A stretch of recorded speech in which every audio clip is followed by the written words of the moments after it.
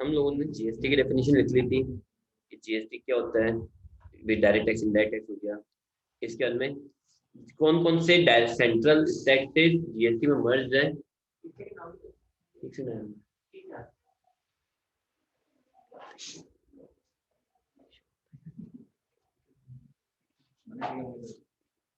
तो देखो, सेंट्रल जो टैक्सेस मर्ज है जीएसटी में, जो स्टेट टैक्सेस मर्ज है जीएसटी, वो देख लिया था। फिर वन नेशन, जीएसटी का स्लोगन क्या चलता था, one nation one tax. GST goods and service tax, इसकी डेफिनेशन देख ली थी कि भाई, सॉरी, ऐसा टैक्स जो गुड्स एंड सर्विसेज की सप्लाई, जो यहाँ पे कीवर्ड रखा गया है, पर लगाया जाता है उसको, ठीक है, क्या बोलते हैं, जीएसटी। और ये एक क्या है, इनडायरेक्ट टैक्स, ठीक है। फिर नेक्स्ट,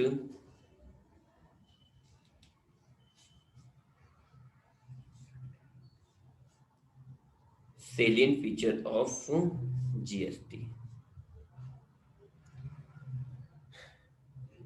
ठीक है। जीएसटी की सेलियंट फीचर्स क्या है, सेलियंट फीचर मतलब विशेषता है, ठीक है।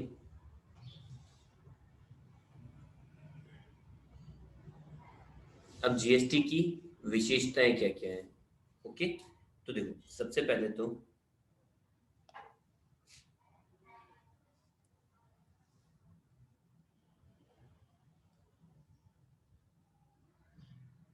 सबसे पहले फर्स्ट,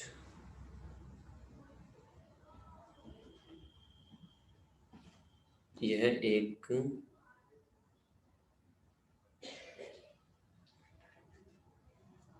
इनडायरेक्ट टैक्स, मतलब ये प्रॉपरली एक इनडायरेक्ट टैक्स है, डायरेक्टली कुछ भी नहीं है। मतलब ऐसा नहीं कि डायरेक्टली लगता हो नहीं लगता हो, इस तरह से नहीं है।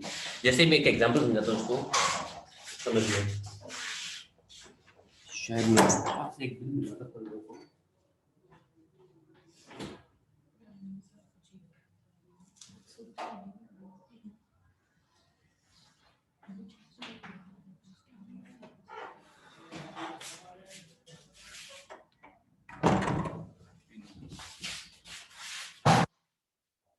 इसको ना समझने, मैं दिल से समझाता हूँ।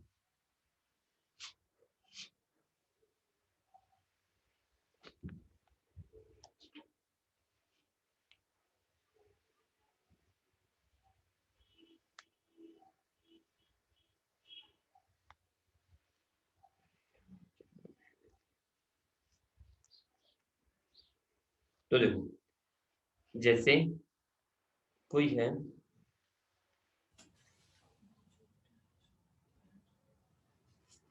नहीं मैं तो टैक्स कैसे समझा रहा हूँ कि टैक्स कैसे लगता है,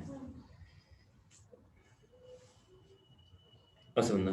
जैसे किसी चीज के लिए आप लोगों को एमआरपी प्राइस कितनी दे रखी है, 475, ये एमआरपी लिखी हुई है उसके ऊपर, समझ बात को। उसमें से इतना डिस्काउंट लेस किया, ये टैक्सेबल वैल्यू है। अब मैंने तो उसको 128 रुपए दे दिए, मैंने उसको कितने रुपए दिए, 128, सॉरी, मैंने उसको कितने रुपए दिए टोटल, मेरे से उसने मांगे 151 रुपए दो, मेरे से उसने कितने रुपए मांगे, टोटल मुझे बोला कि भैया 151, उसकी एमआरपी वगैरह में लिखा होता है 151 रुपए दे दो, बात खत्म। मुझसे कितने रुपए मांगे, 151। अब उसके अंदर जीएसटी कितना जुड़ा हुआ था, 23 रुपए जीएसटी के जुड़े हुए थे। उसने मुझे जीएसटी बोल के नहीं थी, चलो ये तो बिल आ गया मेरे पास, बाकी अगर मैं एमआरपी से खरीदता तो उस पर एमआरपी 151 लिखी, बात खत्म। वैसे ही 484.65 मांगे, उसके अंदर इतना जीएसटी इंक्लूड है। तो द पॉइंट इज, जीएसटी ना कभी डायरेक्टली चार्ज नहीं होता है, ये क्या है, इनडायरेक्ट टैक्स। मतलब इसका मीनिंग क्या ले सकते हैं हम लोग, एक पर्सन होता है,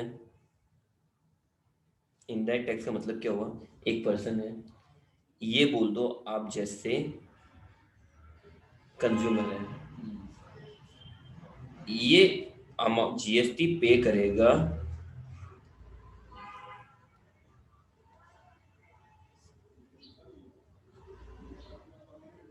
होलसेलर को, जीएसटी किसको देगा, होलसेलर को, और होलसेलर डिपॉजिट करवा देगा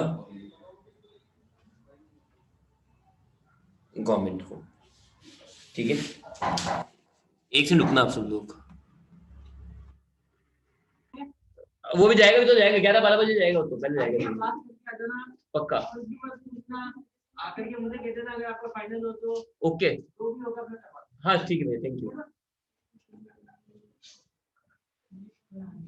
देखो अब ये टैक्स कंज्यूमर ने पे करा था, पर गवर्नमेंट तक किसके थ्रू पहुंचा, होलसेलर के थ्रू, और किसके नाम से, होलसेलर के नाम से। तो ये कौन सा टैक्स हुआ, इनडायरेक्ट। ठीक है, दूसरा second point,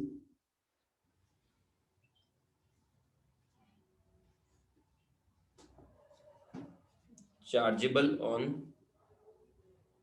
supply of goods services and both. चाहे गुड्स हो चाहे सर्विसेज हो या दोनों हो, इन तीनों के ऊपर चार्जेबल है। ठीक है, जीएसटी मतलब गुड्स सर्विसेज या दोनों, मतलब अगर कोई भी बंदा सप्लाई कर रहा है तो बस उसके ऊपर क्या लगेगा, जीएसटी चार्ज होगा, वेदर कुछ भी हो, एक्स वाई जेड। मैं कोचिंग पढ़ा, मैं भी जीएसटी चार्ज करने के लिए लायबल हूँ। वो अलग बात है, चार्ज कब करना नहीं करना अलग बात है, हम लोग एक बेसिक बातें समझ रहे हैं। ठीक है, फिर नेक्स्ट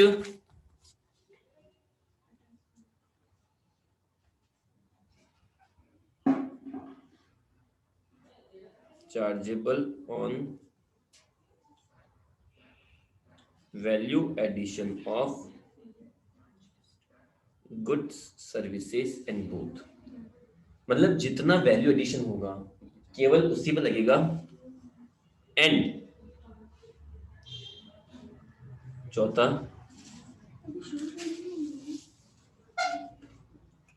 टैक्स पर टैक्स लगना, जिसको हम लोग बोलते थे कैस्केडिंग इफेक्ट, को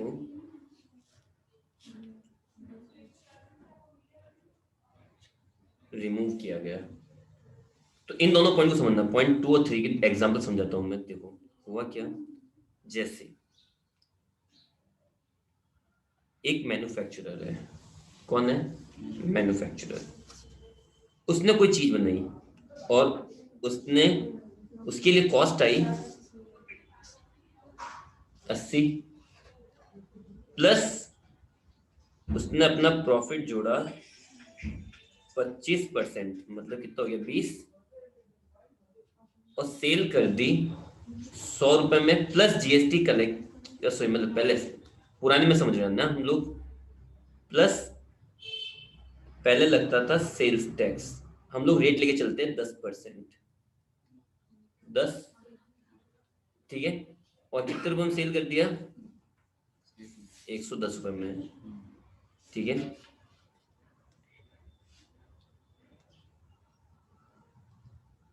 नेट सेल कितने रुपए में करा है, 110 रुपए में। ठीक है, किसको, होलसेलर को। तो अब होलसेलर के लिए, पुराने टाइम की बात कर रहा हूं मैं ना, होलसेलर के लिए कॉस्ट क्या रहेगी, तो पहले क्या कोई टैक्स रिफंड नहीं होता था, तो होलसेलर की कॉस्ट कितनी हुई 110, होलसेलर ने अपना प्रॉफिट जोड़ा, भाई ये मान लो उसने भी अपना प्रॉफिट 25% या 20% मान लेते हैं, 20% जोड़ा, तो 11 का 20% 22, तो इसके लिए सेल प्राइस क्या हुई 122, एड सेल्स टैक्स, इसने सेल्स टैक्स ऐड करा, वही 10%, 12.2, तो मैं राउंड ऑफ में 12 रख रहा हूं। आगे सेल कितने में कर दिया 134, आ रही बात समझ में, किसको,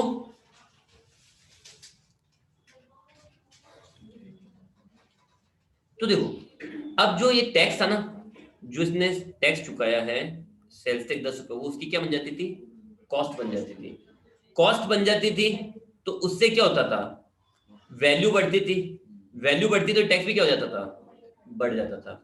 अब जैसे रिटेलर अब रिटेलर के लिए हम लोग कॉस्ट क्या मानेंगे भाई, पहले टैक्स रिफंड होना ही होता ही तो 134 प्लस प्रॉफिट, रिटेलर ने अपना प्रॉफिट जोड़ा 20%, तो 13 दूनी 26 और 27 रुपए अराउंड प्रॉफिट जोड़ लिया, तो ये हो गया आपके 161 सेल लेस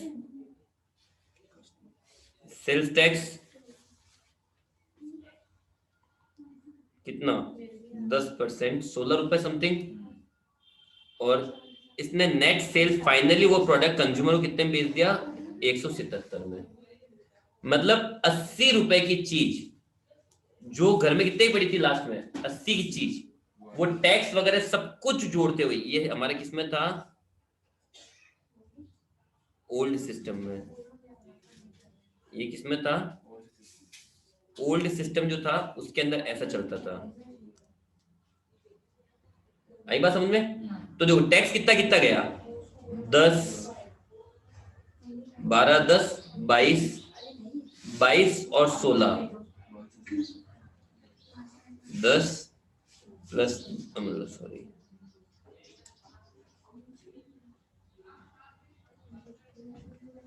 10 प्लस 12 प्लस 16 28 38 रुपए का टैक्स चले गया एक छोटी सी चीज में।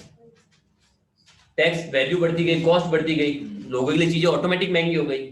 तो अब इन गवर्नमेंट ने क्या सोचा कि भाई ऐसा करो, केवल जितनी वैल्यू बढ़ती है उस पे टैक्स लगाओ, जिस पे जो टैक्स पे टैक्स लगना होता है वो बंद हो जाएगा। कैसे? अब जीएसटी सिस्टम में समझना। उठ उठ यहाँ से।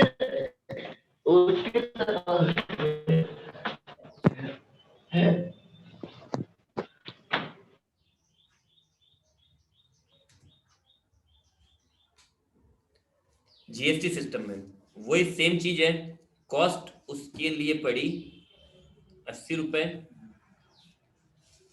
प्लस प्रॉफिट जोड़ा 25% 20, सेल करी 100 में, ठीक है। फिर जीएसटी कितना लगेगा 10% 10, लेकिन ये जीएसटी जो है ना वो रिफंडेबल होगा। जीएसटी क्या होता है रिफंडेबल है। तो अब जो होलसेलर है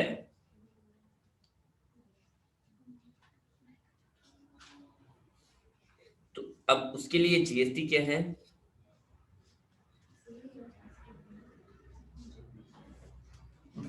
जीएसटी किसको रिफंड हो जाएगा होलसेलर। तो इसलिए होलसेलर के लिए कॉस्ट कितनी पड़ेगी 110 नहीं 100 रुपए पड़ेगी, क्योंकि जो 10 रुपए जीएसटी चुकाया था वो तो क्या हो जाएगा रिफंड हो जाएगा। तो 110 का थोड़ा ना पड़ा, फिर कितने का पड़ा 100 रुपए का। आई बात समझ में? उसने अपना मार्जिन कम नहीं करा, प्रॉफिट मार्जिन वही है 20%, तो 100 का 20% 120, ठीक है। सेल कितने में करा 120 में, add GST at the rate of 10%, ठीक है 12, ठीक है। और कितने रुपए में सेल कर दिया 132 में, ओके। फिर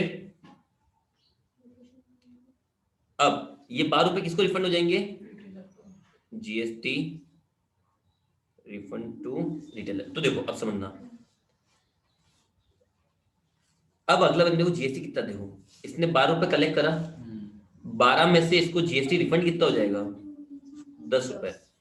भाई 12 में से इस भाई को जीएसटी रिफंड कितना हो जाएगा 10। तो ढंग से अगर देखा जाए 12 में से 10 रुपए रिफंड हो गया, गवर्नमेंट के पास कितने देने इसको 2 रुपए, और वैल्यू एडिशन हुआ कितना 20।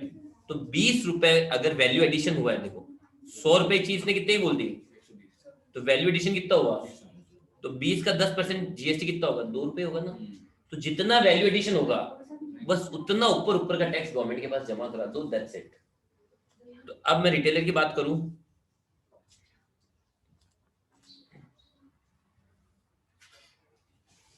ठीक है। तो रिटेलर के लिए कॉस्ट क्या मानी जाएगी, रिटेलर की कॉस्ट कितनी 132 से 120, 120 क्योंकि जीएसटी रिफंड हो रहा है ना उसको भी, प्लस उसने अपना प्रॉफिट मार्जिन ऐड किया 20%, तो 12 का 20%, 12 दूनी 24, 144 प्लस जीएसटी लगाया हमने 10% कितना हो जाएगा, लगभग 14 रुपए 158। ठीक है, तो पहले कितना पहले प्राइस कितनी आ रही थी 177, अब कितनी हुई, हो गई कम। हर बार टैक्स कितना गया गवर्नमेंट के पास में, होलसेलर ने, देखो मैन्युफैक्चरर ने गवर्नमेंट को कितना टैक्स दिया होगा, मैन्युफैक्चरर ने गवर्नमेंट को दिया था, गवर्नमेंट को कितने का टैक्स दिया है, 10 रुपए का पूरा। मैन्युफैक्चरर ने गवर्नमेंट को कितना टैक्स दिया होगा, या चलिए यहाँ लिख देता हूँ, मैन्युफैक्चरर ने टैक्स डिपॉजिट कराया गवर्नमेंट को 10 रुपए पूरा। होलसेलर ने कितना गवर्नमेंट को दिया होगा भाई 12, 10 पुराना रिफंड हो गया, गवर्नमेंट को कितने रुपए देने पड़े, 2। ऐसे ही इसने गवर्नमेंट को कितने दिए होंगे, 14 माइनस 12, 2। तो गवर्नमेंट के पास टोटल टैक्स कितना पहुंचा, पहले मैन्युफैक्चरर ने 10, होलसेलर 2, फिर 2। पहले टैक्स कितना था, अब टैक्स कितना है, सीधे 24 रुपए का फर्क पड़ गया 1 सेकंड में। तो ये पॉइंट चलता रहता है। ठीक है, तो चलो कल से इसका आगे का प्रैक्टिकल हो पागल होना।